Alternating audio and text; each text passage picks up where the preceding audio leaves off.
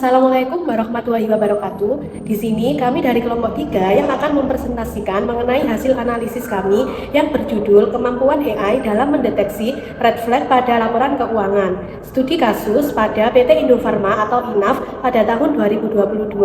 Nah, di sini kami gunakan untuk memenuhi tugas teori dan kasus auditing pada mata kuliah yang diampu oleh Ibu Devkira Zola Aulia, SAMAK. Sebelumnya, perkenalkan dari anggota kelompok 3. Yang pertama yaitu Ayu Nurul Khotimah.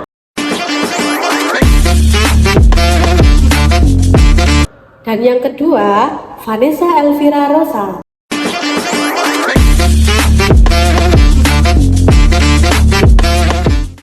Yuk simak video kita sampai akhir. Di sebelah sini ada contoh dari laporan keuangan PT Indofarma Tbk tahun 2022. Nah, berikutnya juga ada studi kasus laporan keuangan PT Indofarma Tbk pada periode 2022 yang diwarnai dengan berbagai red flag berupa manipulasi transaksi, kemudian skema piutang atau diskon fiktif, dan juga pembengkakan kerugian yang disembunyikan.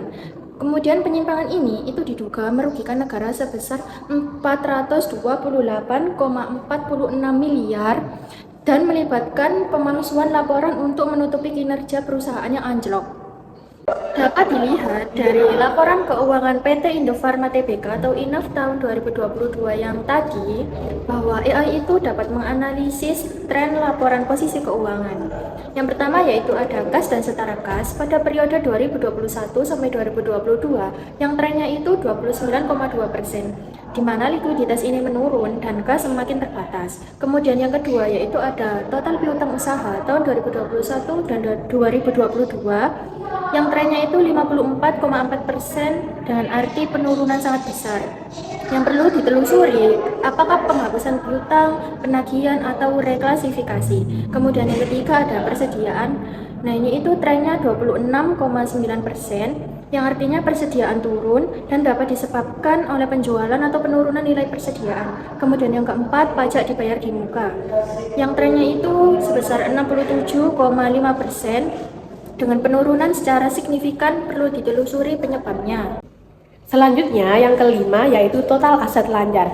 Nah, pada tahun 2021 sampai dengan 2022 trennya ini yaitu 38,8%. Artinya penurunan ini menunjukkan kemampuan memenuhi kewajiban jangka pendek itu melemah. Nah, kemudian yang keenam yaitu total aset. Pada tahun 2021 sampai dengan 2022 trennya itu yaitu 23,8%, yang artinya terjadi penyusutan aset yang cukup besar. Kemudian ada total liabilitas. Pada tahun 2021 sampai dengan 2022 ini trennya yaitu 3,7%, yang artinya di mana liabilitas ini hanya sedikit menurun dibanding penurunan aset. Selanjutnya yaitu ada ekuitas. Nah, ekuitas ini sama dengan aset dikurangi dengan liabilitas.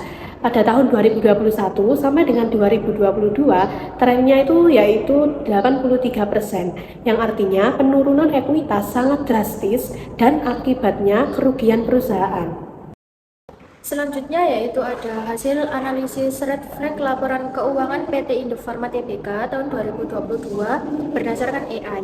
Yang pertama yaitu ada red flag laporan keuangan tentang penurunan aset lancar hampir 39%. Kemudian red flag yang kedua yaitu tentang penurunan piutang lebih dari 50%. Red flag yang ketiga yaitu ekuitas hampir habis. Red flag keempat yaitu ketergantungan pada utang masih tinggi. Yang kelima yaitu red flag pinjaman kepada pemegang saham itu meningkat. Kemudian ada indikasi earning management berdasarkan AI. Berdasarkan neraca saja, belum terdapat bukti langsung bahwa PT Indofarma ini melakukan earning management. Namun, terdapat beberapa indikasi yang perlu diuji lebih lanjut. Yaitu yang pertama ada perubahan nilai piutang yang sangat signifikan. Yang kedua ada penurunan persediaan yang cukup besar. Kemudian yang ketiga penurunan aset lancar yang ekstrim. Yang keempat ada peningkatan pinjaman dari pemegang saham untuk menopang kondisi keuangan. Nah, untuk memastikan adanya earning management itu diperlukan analisis tambahan terhadap laporan laba rugi, laporan arus kas, CALK, serta dari kebijakan akuntansi perusahaan. Selanjutnya yaitu hasil analisis berdasarkan AI. Nah, dari tren neraca pada tahun 2022 ini bahwa kondisi keuangan PT Indofarma atau INAF ini mengalami penurunan yang signifikan, di mana likuiditas ini melemah dan aset dan ekuitas itu menurun tajam. Sedangkan perusahaan itu semakin bergantung pada pendanaan dari pemegang saham. Nah, red flag yang utama ini berada pada penurunan aset, lancar, piutang, dan ekuitas. Nah, laporan posisi keuangan ini belum dapat membuktikan praktik earning management. Nah, tetapi memberikan indikasi kuat bahwa terdapat risiko salah saji atau kebijakan akuntansi tertentu yang harus diuji lebih lanjut melalui laporan keuangan dan pengungkapan lainnya. Berikutnya ada analisis tren laporan posisi keuangan periode 2021 dan 2022 menurut kita atau secara manual. Nah, yang pertama itu ada kas dan secara kas. Ini itu trennya 29% dan likuiditasnya itu menurun sangat tajam. Kemudian yang kedua ada jumlah aset lancar. Nah, di mana trennya itu 39% dan penurunan itu sangat besar yang menunjukkan aset lancar itu terkikis. Kemudian yang ketiga ada piutang usaha. Nah, trennya itu 54%, di mana penurunan drastis ini itu dapat mengindikasikan penghapusan atau piutang bermasalah. Selanjutnya yaitu persediaan. Nah, trennya itu sebesar 27%, di mana persediaan ini turun signifikan, sejalan dengan dugaan koreksi inventory. Selanjutnya yaitu ada aset pajak tambahan pada tahun 2021 sampai dengan 2022, ini trennya yaitu 102%, di mana naik lebih dari 2 kali lipat akibat akumulasi rugi fiskal. Yang terakhir yaitu ada total liabilitas. Nah, untuk tren total liabilitas ini sebesar 4%, di mana turun sedikit dibanding dengan penurunan aset. Nah, berikutnya itu ada struktur laporan yang menunjukkan red flag menurut kita atau secara manual. Yang pertama yaitu ada penurunan piutang yang sangat besar dengan adanya red flag. Nah, selanjutnya yang kedua yaitu ada persediaan yang turun drastis. Selanjutnya yaitu ada total aset turun sangat besar. Struktur laporan keuangan yang selanjutnya yang menunjukkan red flag itu ada kas terus menurun. Selanjutnya ada juga pada liabilitas yang tetap sangat tinggi. Selanjutnya yaitu hasil analisis laporan keuangan berdasarkan kita sendiri atau manual. Dan berdasarkan analisis tren laporan posisi keuangan pada PT Indofarma atau INAF ini pada tahun 2022 dibandingkan dengan 2021 ini terdapat sejumlah red flag.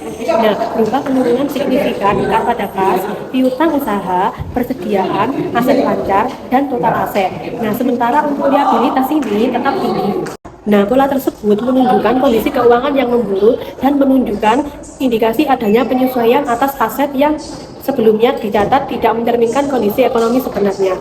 Nah, indikasi ini tuh sejalan dengan temuan BPK pada tahun 2024 yang mengungkapkan adanya manipulasi laporan keuangan pada tahun periode 2020 sampai dengan 2023. Nah, meliputi transaksi fiktif, penggelembungan persediaan, rekayasa piutang, dan praktik window dressing. Nah, dengan demikian, laporan keuangan pada tahun 2022 itu mengandung berbagai red flag yang konsisten dan didukung oleh bukti hasil investigasi oleh BPK.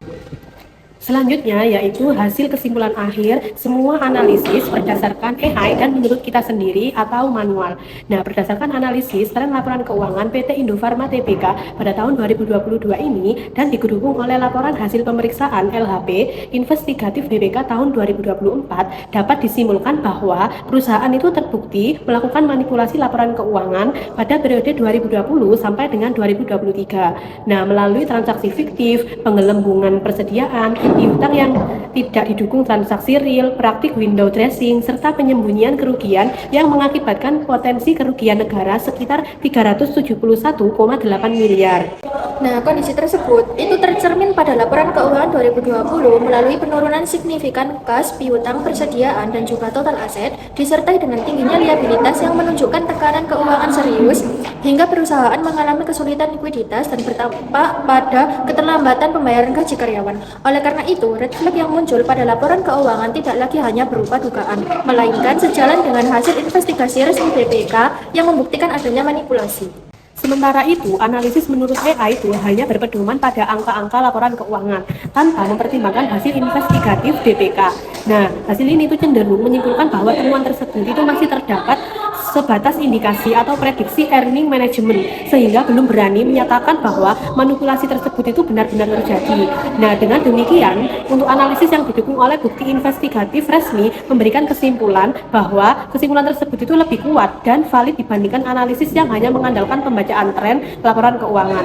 Jadi AI itu hanya menjawab dengan penuh percaya diri dan hasilnya itu tidak benar.